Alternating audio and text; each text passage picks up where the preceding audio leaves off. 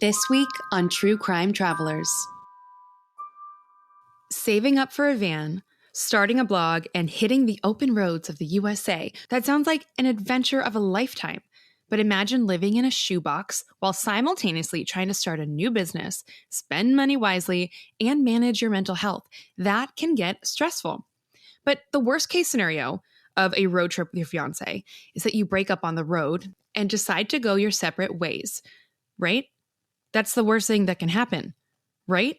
But what if the journey takes a darker turn? What if one of you comes home with the van and the other is never seen again? Welcome to True Crime Travelers, where we investigate suspicious murders and disappearances around the world, but from a traveler's perspective. We are Alexa and Emilia, award-winning travel experts and the authors behind the Solo Girls Travel Guide book series. We are obsessed with safety and true crime, but I promise we're not here to scare you. We're here to prepare you. Hi, Em. Hi. Cheers. Cheers. What are you drinking? I'm drinking Rainier, the beer of my people. The beer. You're going to have Rainier in 6 weeks when you come here to stay with me in Seattle. And I'm so excited. I know. And then we are just going to be true crime traveling for like a month. We're just going to be obsessed with these cases. What a perfect place to be obsessed with true crime. Washington. The capital of serial killers. Well, amen. Today, I'm going to be taking you elsewhere, outside of Washington. We are going to be going to Florida. Wait, this case actually takes place in quite a few places because it's a road trip case. So let me just get right into it. It was a bright August afternoon in 2021 when a concerned citizen dialed 911 in Moab, Utah.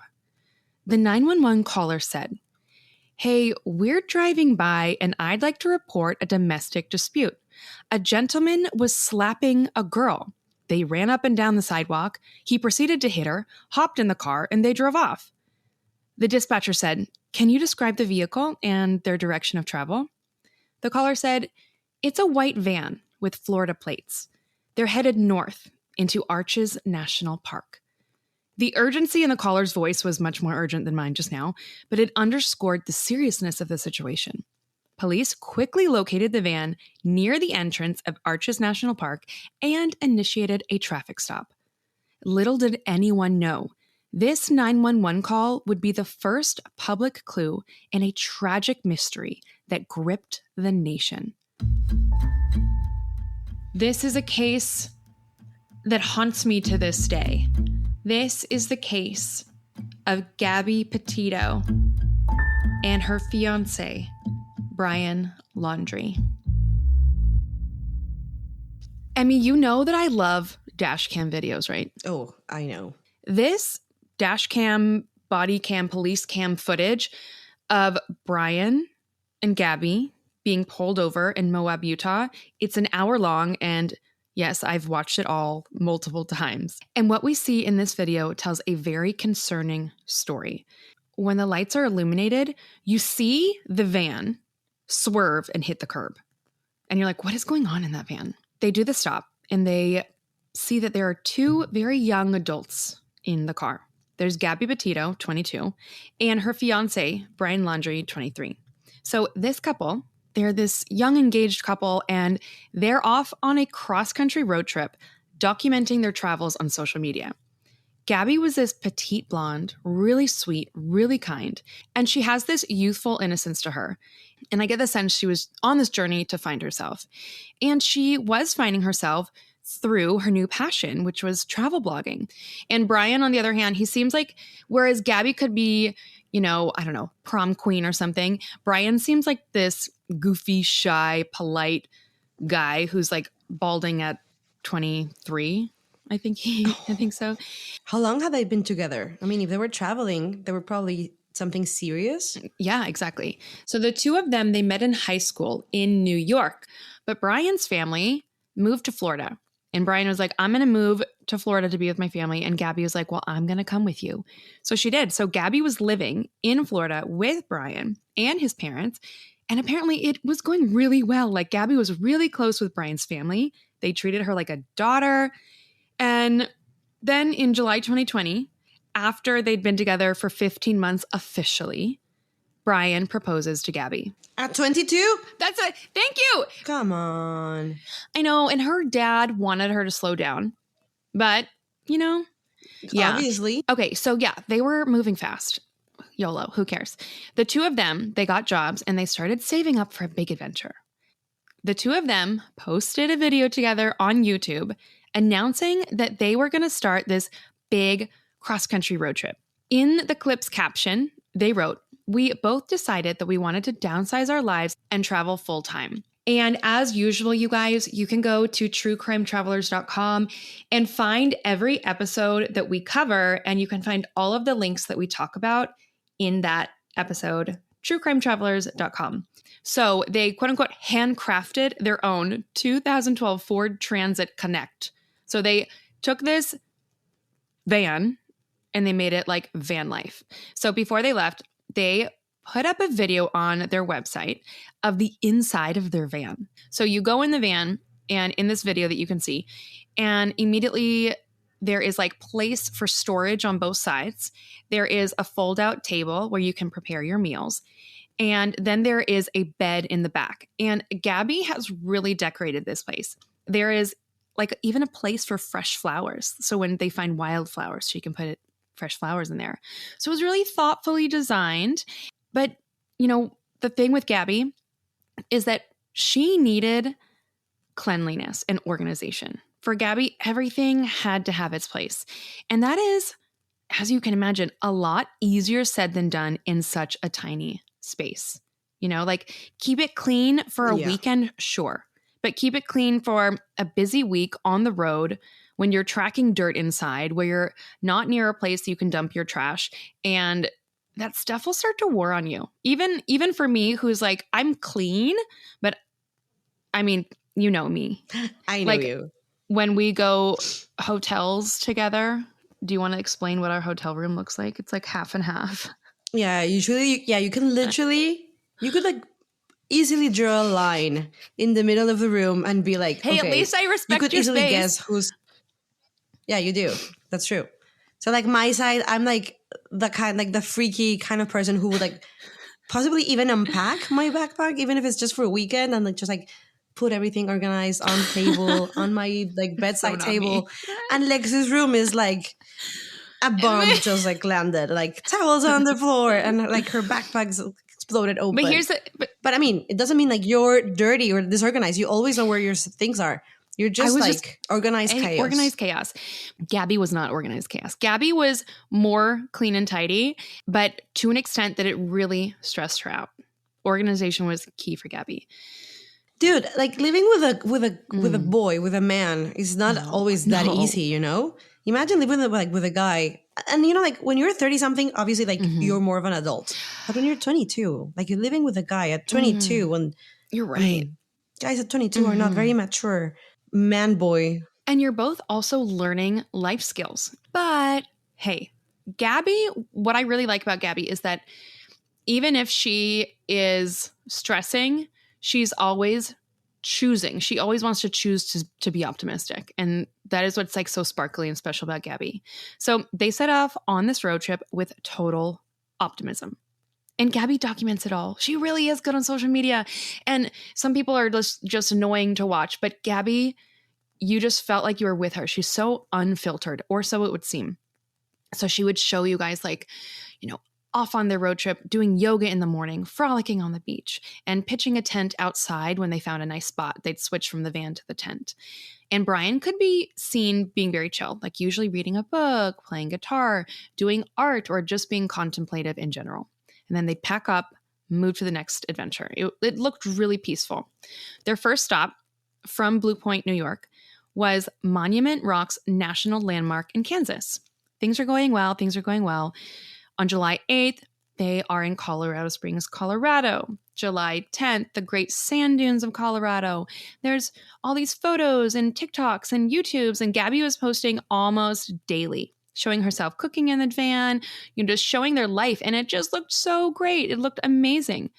Then on July 16th, Zion National Park in Utah. And July 21st, Bryce Canyon National Park nearby. So they're hitting all these parks, okay? Then after 24 days living together in the van, they're in Mystic Hot Springs, Utah. So the beginning of this seems like it's going really well. Gabby is dealing with her anxiety and OCD. Okay.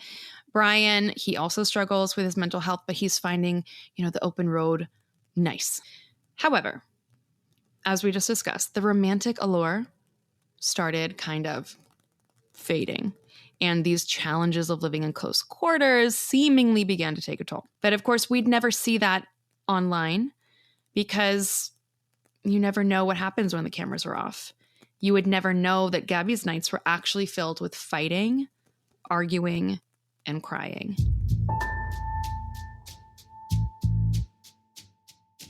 Okay. On August 12th, the couple had been on the road for nearly 5 weeks when they go to Moab, Utah. Moab, Utah is a renowned destination for van lifers.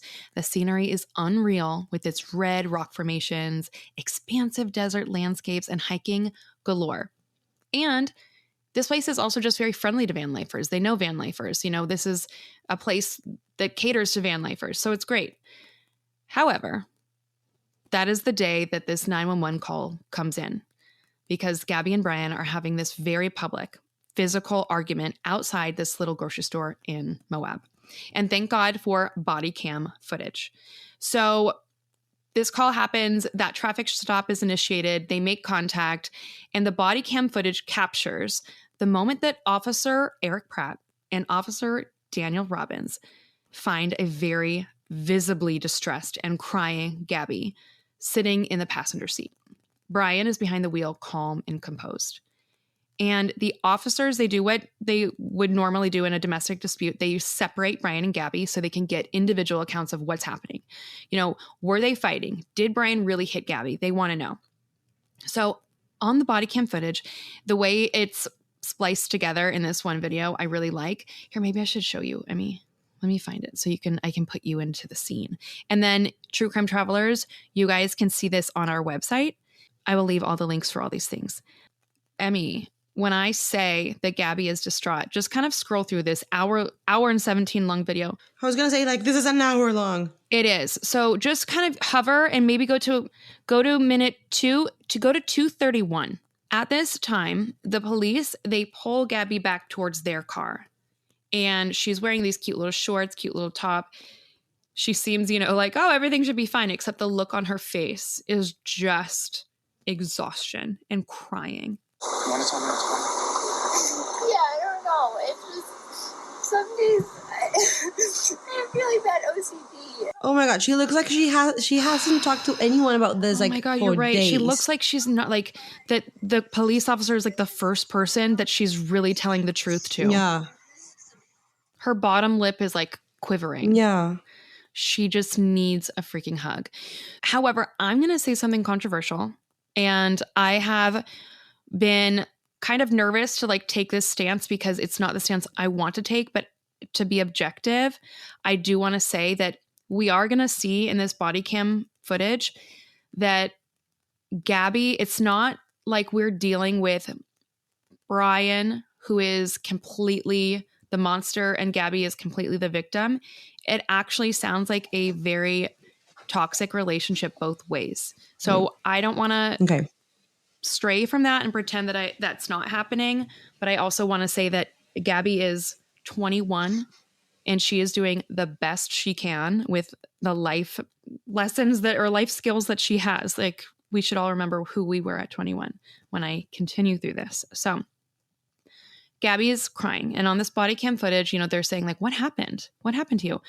And she says, I'm going to quote, "We've been fighting this morning. I have OCD and sometimes I get really frustrated. I was trying to work on my blog and I just couldn't handle it." The officers then, they go, there's Brian having an interview as well. And the body cam goes over to Brian.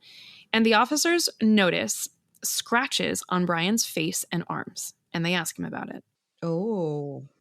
And his account was a clear attempt to kind of de-escalate the situation. And he's like, no, nothing, And then the officers pushed. And Brian admitted that Gabby had scratched him.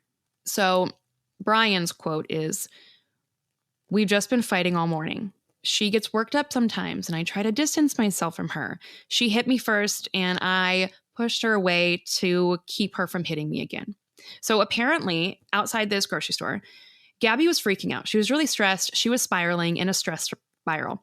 Brian, I think at some point, he like locked the car doors to get away from Gabby, and there was like she climbed in the car, and then they chased each other, and it turned into this spectacle. And I can tell you, though, that if this is happening in public, it's happening a lot worse in private.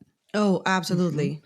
So, these cops have separated the two of them, and Gabby is in the back of the cop car in the air conditioning, just kind of calming down. So the police officers, they let Gabby calm down, and they've identified now that technically Gabby committed like domestic assault against Brian, Mm-hmm. but they don't want to press charges against Gabby. No one wants to press charges against Gabby. So the officers, in an attempt to get her out of this, they go around to the car and they say, "Gabby, we're going to ask you a question. I want you to think very, very carefully about the answer to this." They said, "When you hit him or pushed him or whatever, did you mean to cause physical harm to Brian?" "No," she says, "no." So the cops are almost relieved that they don't have to arrest her. The police conclude that this incident is a mental health crisis rather than a criminal matter. Despite the scratches on Brian's face and Gabby admitting to hitting him first, the officers, they decide not to press charges. Like, if it was a domestic abuse case, the officers would be obligated to press charges. So they're just Okay. trying to say, like, hey, this is just a mental health thing. They are like, we're going to separate you guys for the night, which I think is also a good idea, right? Mhm. They didn't just let them Yeah, drive absolutely. off. Right. So Gabby stays with the van, and they want Brian to go to a hotel. And Gabby is like, I've never been with the van alone. Like, I don't really know how to handle it. So she's like, this is super stressful for Gabby. She's not like, hell yeah, I get a night by myself. She's like, I don't know what to do. This is all just horrible for Gabby. So they spend the night apart, but they don't tell anyone about this. So this video, right? This comes out way down the road. This is kind of like the preview. This is like the prequel to what is about to happen. No one on social media knows this has happened, okay? 7 days after the incident, 7 days after like they separated, got back together, it seemed on social media at least that it was life as usual. But then things take a suspicious turn. Now, this is the info that we also didn't have when this was unraveling. So this is, again, behind the scenes. This is what we know now. According to an unsealed warrant, on August 27th, 2021, Nicole Schmidt, Gabby's mom, received a strange text from her daughter's phone. And just FYI, Gabby and her mom were in contact like nearly every day. So she knows how her daughter texts. And Gabby's message said, "Can you help Stan? Stan is her grandfather. I just keep getting his voicemails and missed calls." And that was unusual because Gabby didn't refer to her grandfather as Stan. That's weird. Next, Gabby texted that she was like, "Hey, we're in Yosemite and I don't have service." And her mom is just like, okay, they're in, that Stan thing was weird. Maybe she's being silly, and they're in Yosemite and they don't have service. Fine. They leave her be. But then a few days pass and Gabby didn't resurface. She didn't call back. That, turns out, would be the last text that Gabby's mom ever gets from Gabby. Oh, no. Following this date, Gabby's phone became inactive and she stopped posting on social media, which was not normal for Gabby. We know this. So as the days went by with no messages from Gabby, Gabby's mom and Gabby's mom's husband, who was like a second dad to Gabby, they start growing suspicious and they start talking to each other and they're like, wait a second, Yosemite? Gabby was never planning to go to Yosemite. That's not right. They were planning to go to Yellowstone in Wyoming. Most alarming, though, is that her parents were like, she stopped posting on social media. She's trying to build a business on social media. So the parents banded together. So parents, I mean, Gabby and Gabby's dad. On September 1st, a significant development occurred. Brian Laundrie returned to his parents' home in Northport, Florida, driving the white Ford Transit van the couple had been traveling in. But Brian arrived alone. Brian drove to Florida without Gabby. He offers no explanation for Gabby's absence and refuses to speak to her family or the authorities. So, Emmy, that's on September 1st. On September 11th, 13 days after the last text from Gabby's phone, finally, Gabby's mom walks into the police station to report Gabby missing. That's a lot of days. That's a lot of days. Why did they wait? I don't know. I mean, maybe they were like really in denial. Like they don't have any signal. She'll message us back. Yeah, but that's like 13 days? I mean, It's a lot. there is no like conspiracy here that like her parents were involved. There's nothing like that. But Brian's return alone obviously raised immediate questions. Why was he back without Gabby? Where was she? And instead of providing answers, they refused to speak. Gabby's family were desperately seeking answers, and they were met with a wall of silence from everyone in the Laundrie family. And the parents directed all their inquiries to their lawyer, being like, oh, just talk to our lawyer. And it's like, your fiance is literally missing. Like, why wouldn't you be helping? But now... Wait, can I, like, the last name is like laundry? Yeah, like, well, it's spelled Laundrie. Laundrie. Oh, French or something, I don't know. okay. So, yeah, but it's not laundry. So we're like, why aren't you guys helping? Why, if Brian's home and Gabby's not, why aren't you helping? And now we know why they weren't helping. Plot twist. Newly unsealed documents show that Brian Laundrie, before he arrived home on September 1st, Brian Laundrie's parents got a call, actually an exchange of frantic phone calls, as their son told them that his fiancée, Gabby Petito, was quote unquote gone. And he needs his parents to find him a lawyer as he drove back home without her in the van that she owns. What does he mean gone? What does he mean? If she just left, why would he need a lawyer? This is suspicious. This is suspicious. I notice that when I edit videos that I often repeat you. I don't know why. I like the things you say. Okay, so anyways, the family was not talking to the police because they knew something bad had happened to her. And instead of reporting it, they helped their son like evade whatever was going on. So Gabby's family went through, weeks of silence. And Gabby's mom, she eventually put together a Facebook page called Find Gabby. And this is where this case is really unique. It's one of the first cases that we've ever seen have such a media storm. TikTok is like, it blew this case up. Gabby went viral. The entire country was looking for Gabby. And like I said, I remember like waking up and like reading it every morning. And it was like, Gabby Petito became like America's little sister and they needed to find her. And Brian officially became a person of interest. So by now, Obviously. so by now the whole US is thinking, Gabby's missing. That's all we know is Gabby's missing. And then on September 15th is when the body cam footage goes public. Once that body cam footage goes public, now the entire case was something that everyone could look at and scrutinize and pick apart. And internet sleuths went wild. So now all these internet sleuths, they have more than just a missing girl. Now they have a missing girl, a 911 call, and they have this video that they can scrutinize. So I'm going to jump in and scrutinize this video a little bit more. So the cops, are asking Gabby, what's going on?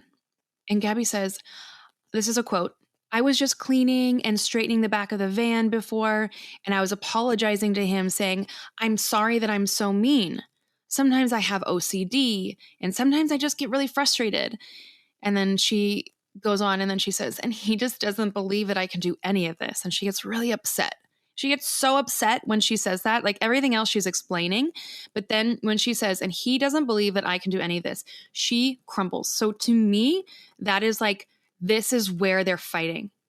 This is where they're fighting, is that she wants to be great and she doesn't feel like he's supporting her. So the public were used to seeing Gabby as like this bubbly, carefree girl, but now they're seeing a very different image of Gabby. She is a wreck. She's a puddle of emotion.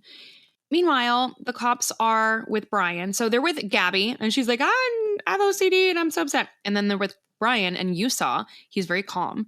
And Brian says to the police, this is a quote, "I told her, let's just take a breather and calm down for a minute."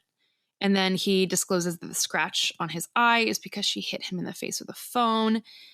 And this video was scrutinized over and over again because in this video, it seems like the cops are getting too buddy-buddy with Brian. And people are like, they're just siding with him because he's a man. But listen, here's my honest take on this. Brian, during this police stop, he remained really calm and clearly uncomfortable with scratch marks on his face. Gabby cried and she admitted to hitting him. So from the cops' perspective, I'm just going to take a minute and just put myself in their shoes. From the cops' perspective, Brian seems like the really chill one, and Gabby seems like the crazy one. But wait, there's more. Because when the cops asked Gabby about her marks on her body, she blamed herself. She was like, I was trying to get in the car and his backpack got me. And she denied that I know. And she denied that he ever hit her. But she says, I hit him first. I slapped him in the face. First, that means there was a comeback. Yes, correct. So that is what we saw outside of this grocery store. But she hit him first. And once you hit someone, if they hit you back, it's defense, right? So she's saying, I hit him first. I slapped him in the face. Yeah, I guess so. You're right. Right. But you're right, though, because the 911 caller said that he hit her. So that's kind of the problem, too, is like the 911 caller didn't say that Brian just, pushed her to get away from her, that he was hitting her. So I don't know why the police didn't look into that or didn't take that more seriously. I just think at this point, the police are explaining to Brian that Brian is now the victim of domestic abuse. Brian laughs because he thinks that's funny. Like, he's like, no, I'm not. This is just probably what we do. And what I think that most people on the internet don't understand is they're saying, these police, like, they didn't do enough. Then their next step would have been to arrest Gabby, not to arrest Brian. They would have been arresting Gabby. And that would have been so distressing to Gabby. It would have been so upsetting. So they did what they thought was best. They separated them. And, it's not like Gabby's 17. They couldn't call her parents. So if you ask me, I'm just going to put that out there. I think they did the right thing with the information that they had. With the information that they had at the moment, because the plot twists keep coming. So all the while, right, Brian has returned to his family's home on September 1st. We all assume that Brian Laundrie is holed up in his parents' house. Protesters gather outside the Laundrie home. They are demanding answers and justice for Gabby. Where is Gabby? Tell us the truth. They're all outside this house, media and protesters now. But under the Fifth Amendment in the US, you do not have to incriminate yourself. So for all we know, we had the wrong guy and he was practicing his rights until they found Gabby. Okay? So is that like the innocent until proven guilty? Yes, it is. It's just like, it's interesting to me because in Mexico, like I've said so before here in True Crime Travelers, it's the opposite. I know. In Mexico, it's guilty until proven innocent. Which is dangerous, but if they had just been able to detain him, we would have saved ourselves a lot of trouble here because, so here's what happened, right? Is that, they're outside the house. Brian, tell us where Gabby is. But guess what? Brian wasn't there. Hey witches, before we continue, I have a quick favor to ask, and I've got something for you in return. Emilia and I are on a mission to reach more travel besties who, like you, are obsessed with travel and true crime, but we need your help to do it. If you could pause this podcast for just 30 seconds, click on the True Crime Travelers logo and leave us a review, it would really help True Crime Travelers grow. And here's the fun part. After you leave your review, slide into our DMs on TikTok or Instagram at True Crime Travelers and tell us that you reviewed. You'll be entered to win some amazing prizes, like True Crime Travelers tote bags and stickers, free memberships, and even trip planning or pep talk calls with me and Emilia. The biggest prize, though, friendship.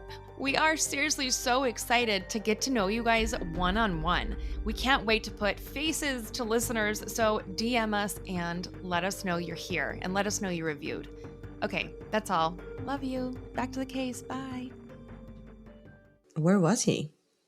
Well, on September 13th, according to Brian's parents, Brian allegedly went for a hike in the nearby Carlton Reserve, which is 24,000 acres and the size of Manhattan. I have no idea what like acres look like. This is a wildlife sanctuary, basically, with like snakes and alligators and wild boar. This is a very, very dangerous place for a person to go for a hike.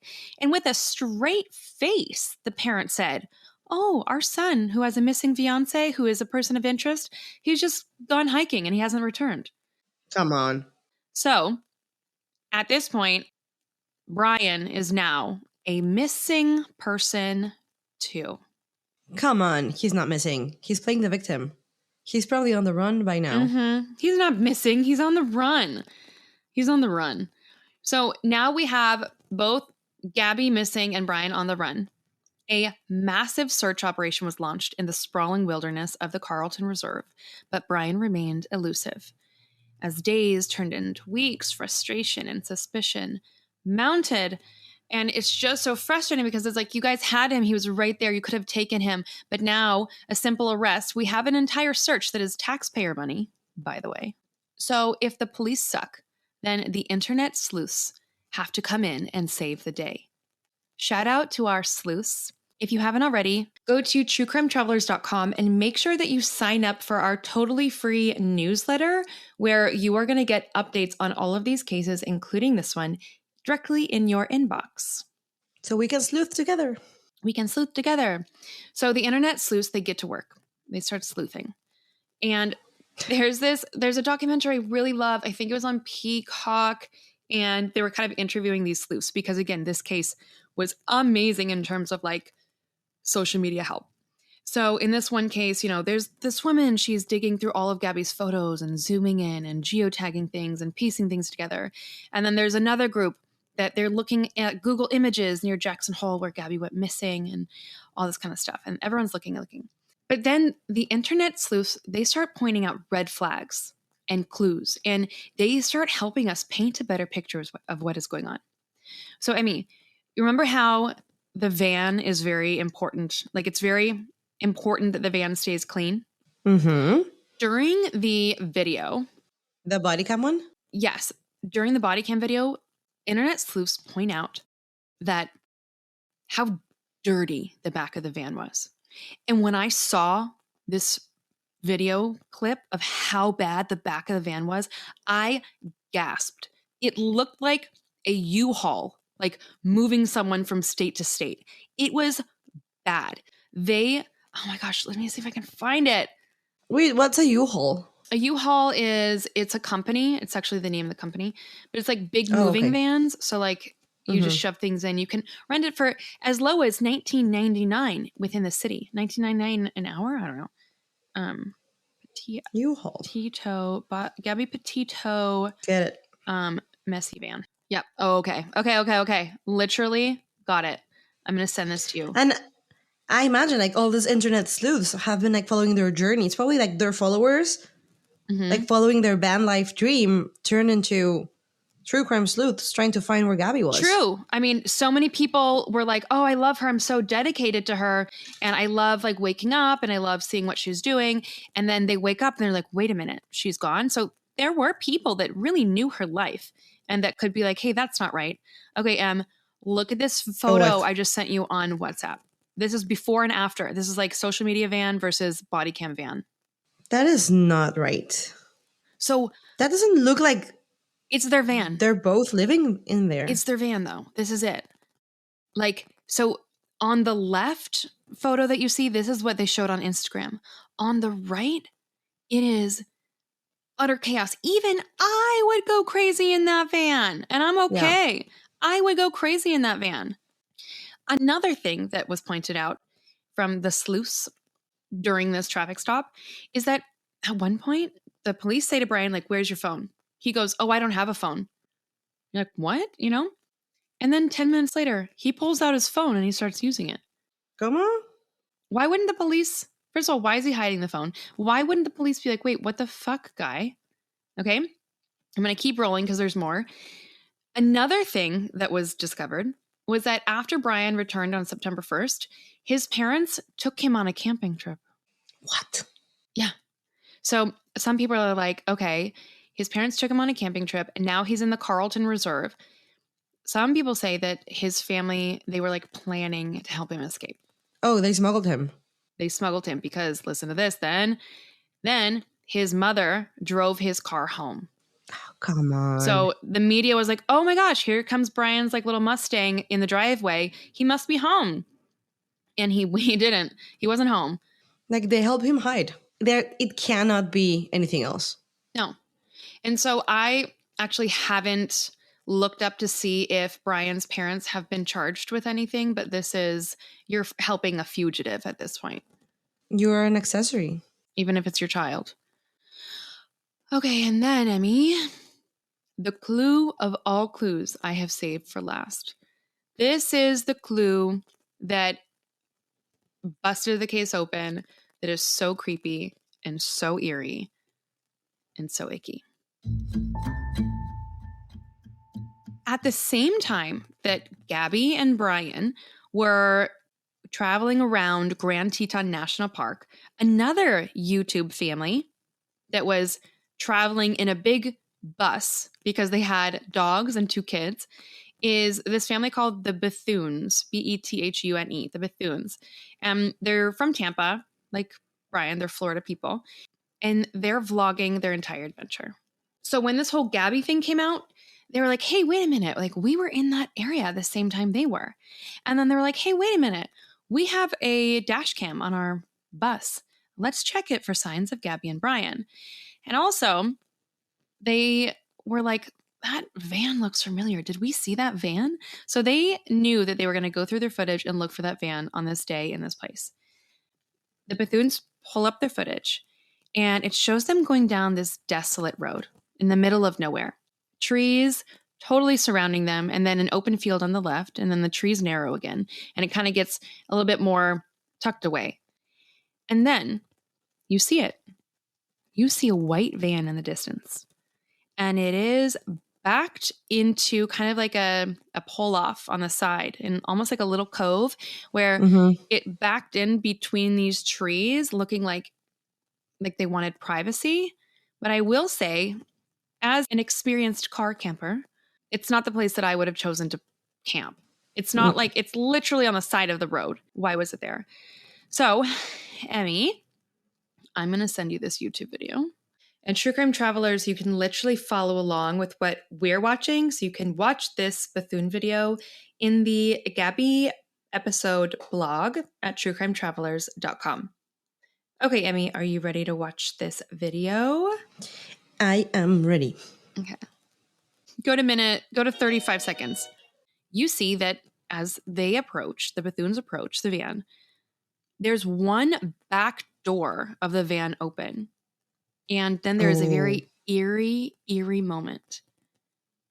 As the bus approaches, you see a hand reach out and pull the back door closed. This really gave me the creeps. I know, it gives me the creeps. So why was he there? It's not a camping spot. Why was he there? However, doesn't matter. It was this tip that allowed police to pinpoint where the van was. And that is the clue that helped them start their grid search. So I'm just going to recap because this, is kind of a crazy timeline. So I'm just going to recap what's happened. July 2nd, 2021, the road trip begins. August 24th is Gabby's last call to her father. He was helping her set up her email for her website. August 25th is the last Instagram post on Gabby's Instagram. And get this, Emmy, the Instagram post was weird. It was of Gabby holding a pumpkin.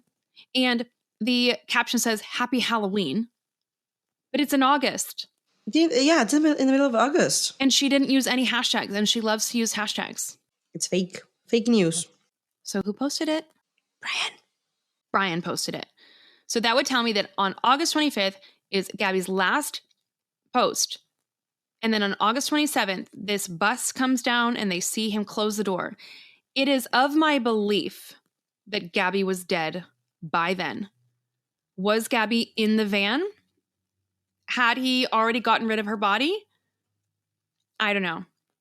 But then that strange text on August 30th comes from Gabby's phone where she calls her grandfather Stan. September 1st, Brian returns home. September 11th, Gabby was reported missing. September 15th, we have the body cam footage. In the midst of that, on September 13th, Brian decides to go hiking, allegedly. And then on September 19th, a significant breakthrough in the case. Human remains matching Gabby's description were discovered in a remote area of the Teton National Forest in Wyoming. An autopsy confirmed it was Gabby, and they ruled that her death was homicide by strangulation and throttling. What's throttling? Let me look it up real quick. Define You gonna read it to me? Vamos. Yeah. Throttling. Attack or kill someone by choking or strangling them. Yeah. So it's not just like strangulation with like a shoelace. It's like strangulation with your hands. Yeah. Like choking. Do you know how long it takes to strangle someone to death? No. Google it again. I thought you were going to tell me. I was scared. I was like, why do you know? I thought I was going to tell you too. And I'm like, wait a minute. But I want to say it's like 7 minutes. Dude, I think like my Google is going to flag me after asking this. How long does it take to choke someone? Oh my God, I'm so sorry making you Google this. It takes just 11 pounds of pressure to cut off blood flow. Ew. Temporary or permanent brain damage can occur in as little as 30 seconds. Ugh. Brain death can occur in 4 to 5 minutes. Okay, 4 to 5 minutes. You have to hold someone with your hands, watching their life leave their eyes for 4 to 5 minutes. How could he do this? It says here, a person can die within 3 to 4 minutes. Okay, fine. Let's say 3 to 4. Gabby was his fiance. He loved her. He had known her since high school. She is like a precious little bird. She's like the tiniest, cutest, little sweetest thing. How the hell could someone, and I think this is why this case got so crazy, because it's like this little girl looks like everyone's little sister. Like, how do you do this to any human being, let alone your fiance, let alone this really defenseless, precious girl? Yeah, just psycho. Psycho. So the case is now officially a homicide investigation. The campsite and the surrounding area where they found Gabby became a focal point for forensic investigators. They meticulously searched for additional clues that could provide any insight into what happened. They collected all of this evidence, like DNA samples, footprints, forensic data that could link Brian Laundrie to the crime. Although, you know, we all can assume, right? We could all assume it's Brian, but maybe Brian's defense would come back and say they got in a fight. She demanded to get out of the car. It was self-defense. Yeah, well, or like she demanded to get out of the car and I left her there and then someone else must have come and strangled her, right? So at this point, the police are thinking she's dead, but we have to cover all bases because we're not going to let this guy get away. So they're going through and they're collecting all of this evidence. With Gabby's death confirmed, the attention now turns to Brian Laundrie, who's disappeared. Conveniently. In a strategic move, the police, they issued a federal arrest warrant for Brian Laundrie not on behalf of like suspicion of homicide, but on bank fraud. They found that Brian Laundrie had used Gabby's credit card and took out $1,000. So they now issued this warrant. So if they see him, they can take him, but they're taking him on bank fraud.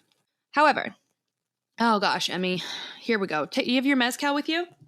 Actually, I need a refill. Go get a mezcal. Go on. Okay, refill. 1 minute later. Next time I'll do mezcal too. Okay, good. Okay. Wait, but it's like 9 in the morning for you.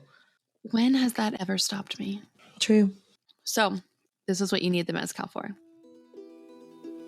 On October 20th, Brian's parents contacted the FBI and they said, we, along with you, would like to go search this very specific area of the reserve to look for Brian. They led detectives to a very specific trail where they hiked for about an hour.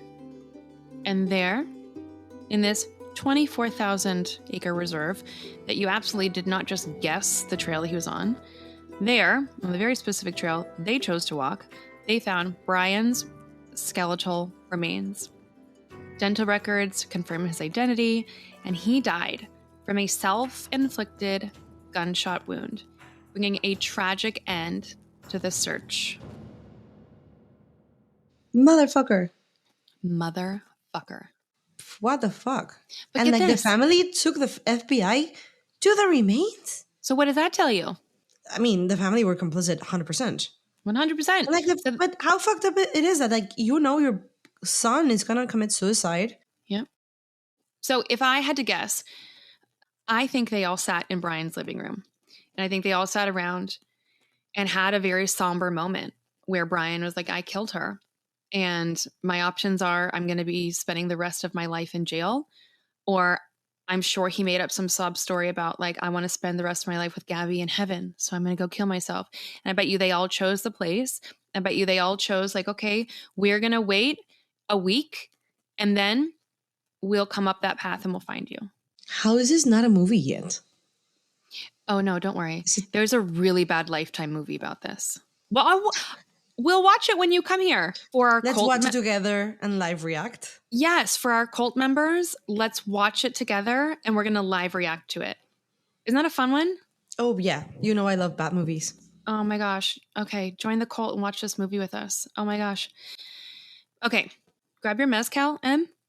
Oh, wait, there's more? Take a sip. Grab your mezcal. No charges were filed against Brian's parents. Wait, but I mean, This is so messed up. I mean, I feel bad for them because, I mean, it's not like they Correct. committed the murder. Correct. But still, Correct. this is a really fucked up story. They were put into a really hard position, and if my child came home, I couldn't promise you that I wouldn't do the same for my kid. So Same. Honestly, I'm just gonna sweep over this one. I mean, except for like the letting him hike somewhere and just kill themselves part. But maybe they came to peace with it. You know?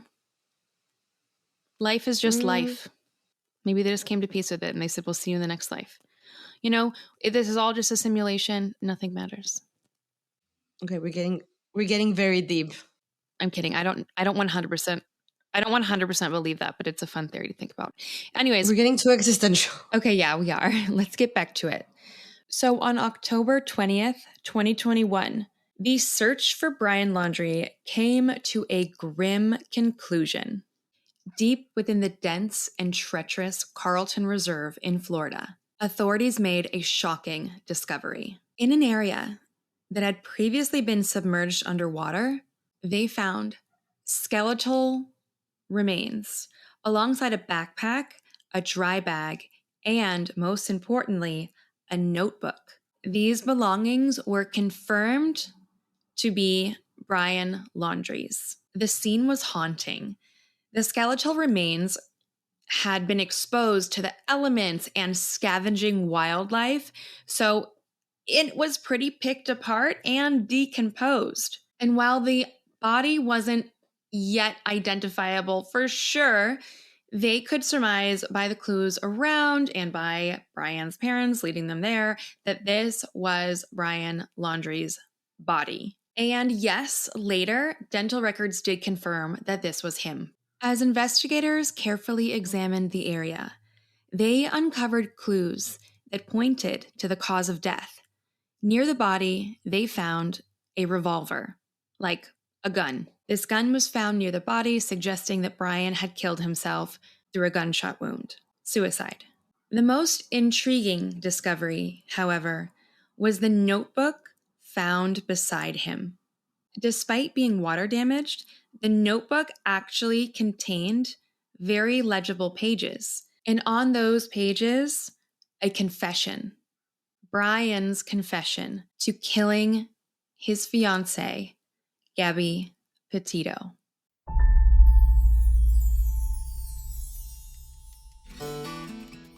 Want to travel with us Every summer, Emilia and I take small groups of women away from the daily stressors of life in what we call river therapy.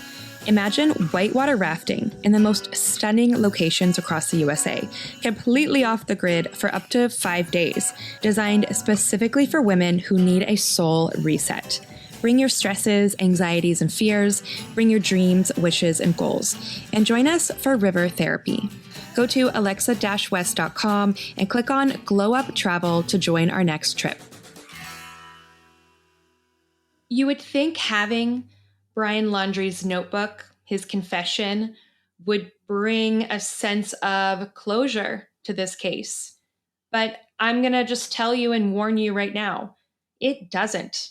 I have only seen snippets of what he said in like the headlines. I haven't actually done a deep dive into this. So, Emmy, we are going to do a deep dive of his bullshit together. Okay, let's read through this confession. In his journal, Brian says things like, Gabby, I wish I was right at your side. I wish I could be talking to you right now. Getting so excited for our future. But we lost our future. I can't live without you. I lost every day we could have spent together. So he's like doing this woe is me, right? And then he says, if you were reading Gabby's journal, looking at photos of our life together, flipping through old cards, you wouldn't want to live a day without her. So he's writing now to the general public. If you're reading Gabby's journal. This is a suicide note. It is a suicide note. Here is what he says happened, okay? He says, rushing back to our car, trying to cross a stream before it got too dark, too cold. I hear a splash and a scream. I could barely see. I couldn't find her for a moment. I shouted her name. I found her breathing heavily, gasping. She was freezing cold. The temperature had dropped to freezing, and she was soaking wet. I carried her for as far as I could from the stream towards the car, stumbling, exhausted, in shock. And I knew that I couldn't safely carry her more.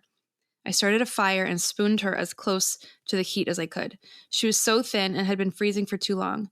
It's like, wait, just take her into the car, turn on the car, turn the heat on, put her under blankets. What?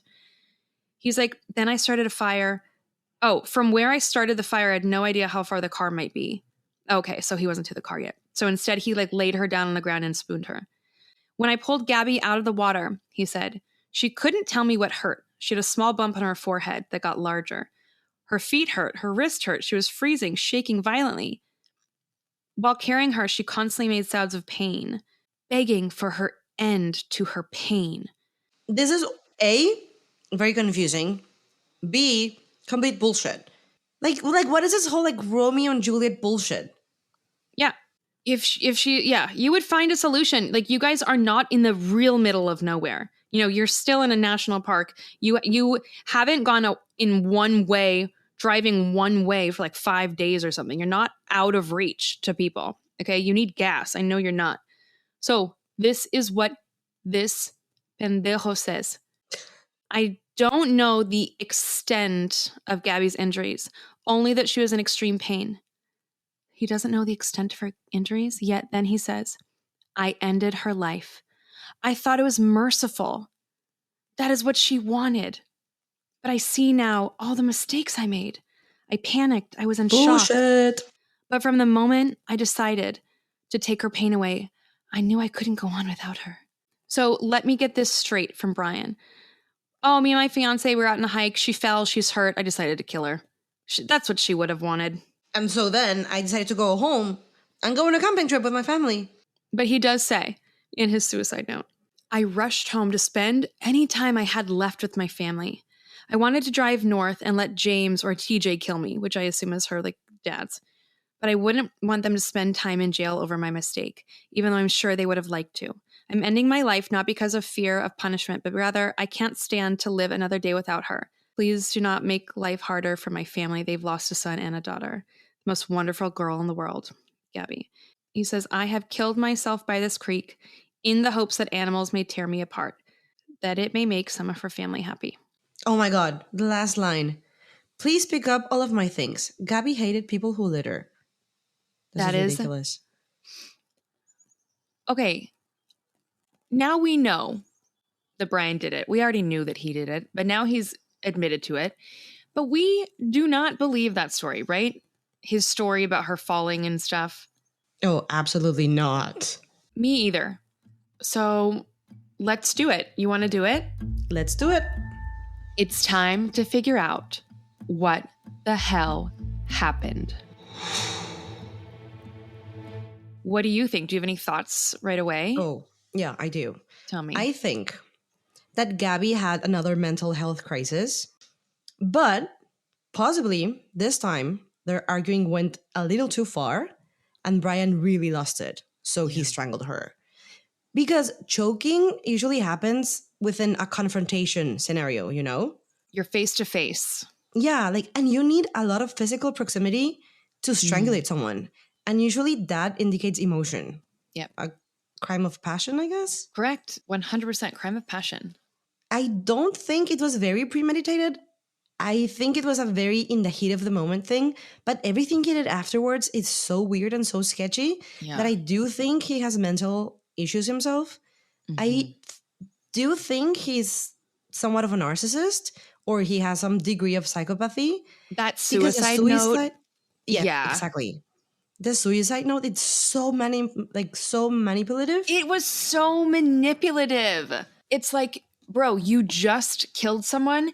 You don't need to work on making us like you. You don't need to try and be likable in your writing. You just killed someone. So yeah, I think maybe he was like gaslighting her. Like, I feel like her craziness was because of his craziness. I agree. I think about this kind of stuff. What if we take that person and put them with another person? Who would they be? If we picked Gabby up and we put her in a relationship with someone that was all about like positive affirmations and therapy and mental health, that would affect Gabby. But then if you pick Gabby up and you put her with someone that's toxic, then she feels like she's crazy and she behaves that way because he's pushing her to. You know, she's young. I get the sense that she is a very like sweet, malleable girl. She's still a girl, not yet a girl. No, wait, just a girl, not yet a woman. You know, that one? That's how I feel about Gabby. I agree with you. I agree. But wait, let's go back to the night that it happened or the day that it happened. So I think that they reunited the next morning. They had a moment of, I'm so sorry.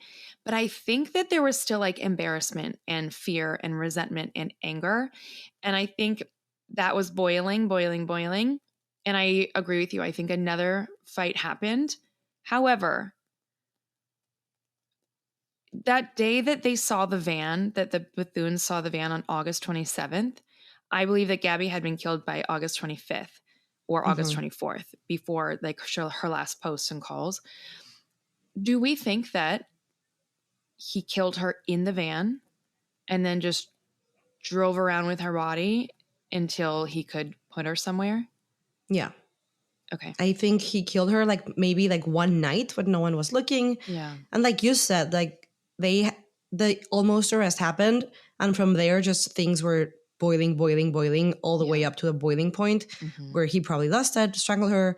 And then he was probably, fuck, what did I do? And what do I do now? So he was probably driving around, trying to like find the right time and place to dispose of the body.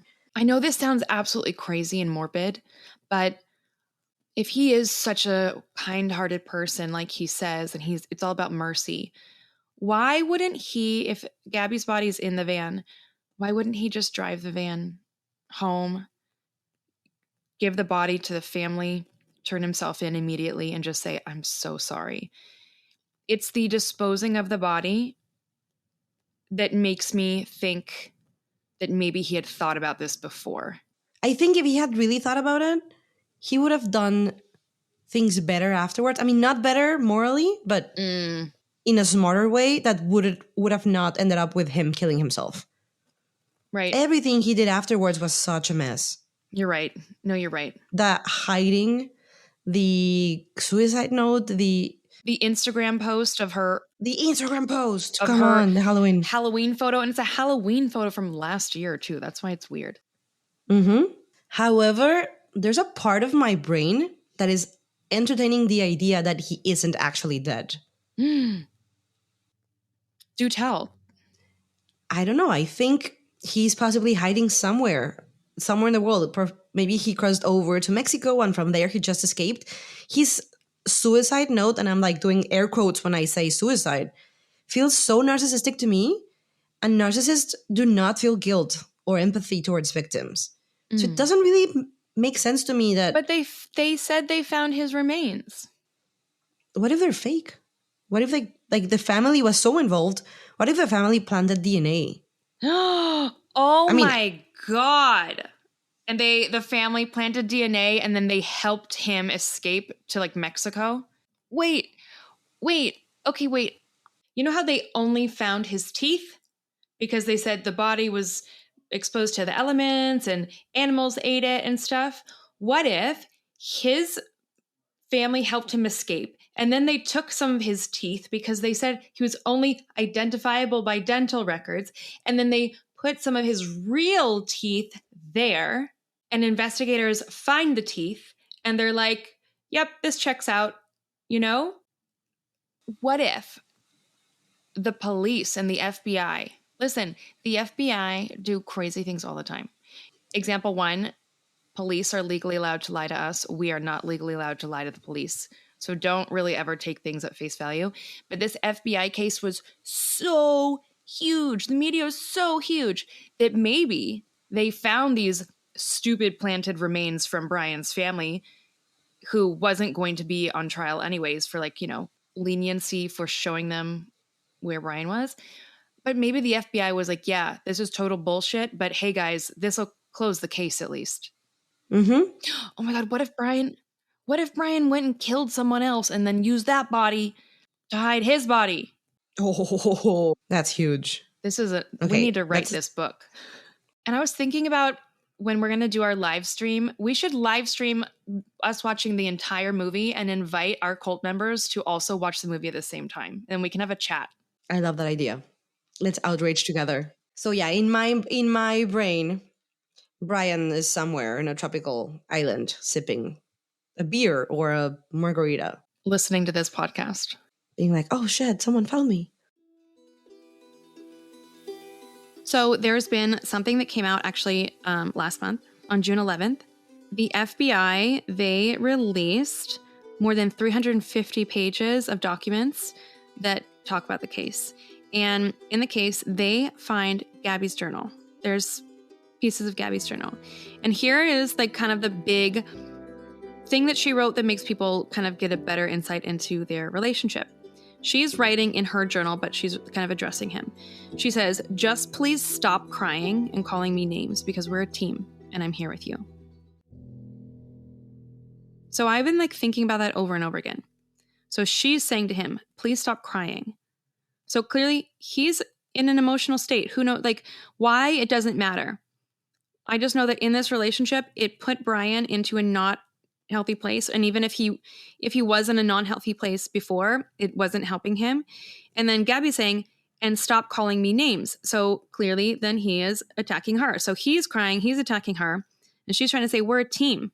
So I think that's like the biggest thing that has stood out in these is that it just was a toxic relationship through and through. And that brings us to our travel lesson of the day. And in my book, The One Way Ticket Plan, Find and Fund Your Purpose While Traveling the World, you can get that in the show notes. I have a travel lesson that is travel will make or break your friendship and your relationship. Travel will make or break your relationship because travel, it brings out the best and the worst in people. Yeah. Honestly, if you want to be sure, if you want to be with someone, go and travel with them. Because you kind of like put yourself to the limit, you know, like there's stress, you get hungry, you get lost. Mm-hmm. There's a lot of like really frustrating situations sometimes. So it really shows people true colors, I think. Yeah. And they had taken road trips together before, but they had never lived together in a space while trying to start a business. It can get very stressful. It is not what you see on Instagram. It's not just dreamy and frolicking. It is problems you've never faced before. And it kind of feels like you're isolated from everyone and everything. You don't have your regular coping mechanisms. A relationship like this that's already toxic is only going to get more toxic. And add to that they were living in such a small space. And in a messy one. And the messy one. I know you're not supposed to speak ill of the dead, but I want to be honest here that this was a toxic relationship on both sides. Gabby physically assaulted Brian, and it wasn't, just to get him off of her or to defend herself. She hit him because she was frustrated. However, all things can be true at the same time. That Gabby was a victim and that Brian was a victim, although Brian was also a monster. No mentally healthy person would think, if I'm in a bad relationship, I'm going to drive my girlfriend into the middle of nowhere and kill her. The one string that changes this whole thing from just a simple toxic relationship to an equation for a true crime episode. For a true crime episode, yes. Also, don't get engaged at 21. Don't get engaged at 21. Don't do it. So, it was insane and also beautiful how many people were there for Gabby. However, the thing that we can't ignore is that Gabby, this case got so much attention, I think, because of social media, unfolding on social media. But also, it got a lot of attention because Gabby is an adorable, petite, blonde, young woman. And Gabby's father came out and he talks about missing white woman syndrome. You know what I mean? Yeah. I mean, I've never heard of it, but makes sense. And Gabby's father, he doesn't like this missing white woman syndrome. So now he's dedicating his efforts to getting more attention for missing Black women. So I love this. I do too. So Gabby's parents, Nicole Schmidt and Joe Petito, as well as their spouses, Jim and Tara, they've continued to support survivors of domestic violence. And they have become completely dedicated to the Gabby Petito Foundation. And I want to leave us with this. At Gabby's funeral, Gabby's father said, if there's a trip you want to take it now while you've got time. He knows that this trip of Gabby's, he knows that it wasn't the adventure that killed Gabby. It was the person. And the most dangerous people in your life are the people you know. In a lot of cases that Emilia and I do on True Crime Travelers, it's people that have killed someone, it's someone that they already knew. In a lot of cases, I think probably we're probably going to get to like 50% is like that, if not more. I would say like 70 or 75. Yeah, you're right. And so her father followed with that. And he said, if you're in a relationship that might not be the best thing for you, leave it now. So we want to say thank you for listening to today's episode. And if you or someone you know is experiencing domestic violence, please reach out to the National Domestic Violence Hotline at 1-800-799-SAFE. You can always call them for the littlest thing or the biggest thing. You are never, ever alone. You never have to stay in a relationship that isn't healthy for you. Never, ever, ever. Where are we going next week? We are going to India, and we are going to cover a case of a mother with 9 children that goes to India. And it is jaw-dropping. My jaw is ready to be dropped. Okay, True Crime Travelers, we love you. Remember, safety is sexy. Travel safe. Bye. Bye. This podcast delves into true crime cases, and we want to remind our listeners that all individuals mentioned are presumed innocent until proven guilty. The opinions expressed here are solely those of myself and Emilia. We strive to research thoroughly and provide accurate and up-to-date information, but please be aware that some details may evolve over time. We encourage you to do your own research and verify the information presented. Thanks for listening.